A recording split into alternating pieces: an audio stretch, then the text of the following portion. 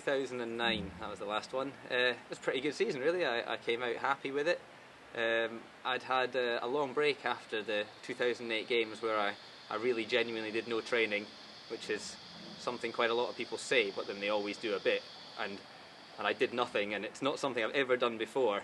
And so I wasn't really having high expectations for 2009. It was more of a building year, get back into strength and fitness again, and possibly look to 2010. But surprisingly, had a successful year, finished 4th at the World Championships, and was consistently in every final in the season. So I was very happy. Yeah.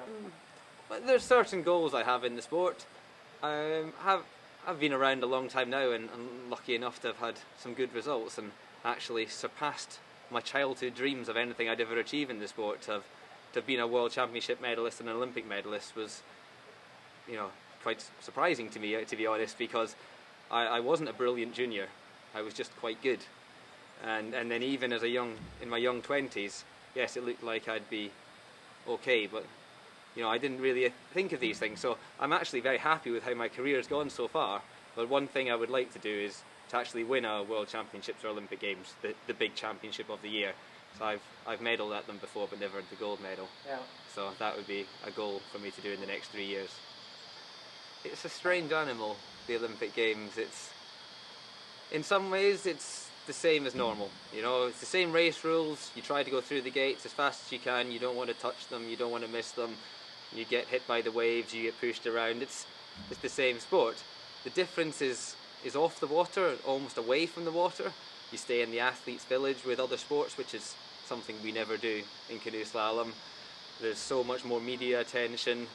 There is the hype. There's just the simple things like you have to go through security every time to get into the venue, and we're not used to that kind of thing, and it does make it a bigger occasion, or certainly hypes it up to be a bigger occasion, but really in the end it's still slalom.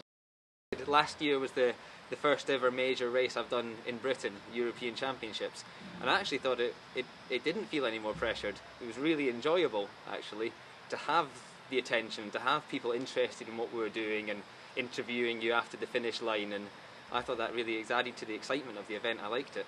But do you think there's a specific development you have to make in order to, make a very good chance to become number one at that? Probably yes, but finding it is quite difficult. It's something I've been discussing with our coaching team, and having already been on quite a high level, the differences are quite small, and you have to look really hard for them. And there's lots of small areas to look at, and maybe if you add up each of these small areas you're working on, it makes a significant difference, but each individually they're only a small change. So I think constantly trying to work on the small areas, be professional, and do everything as best as you can.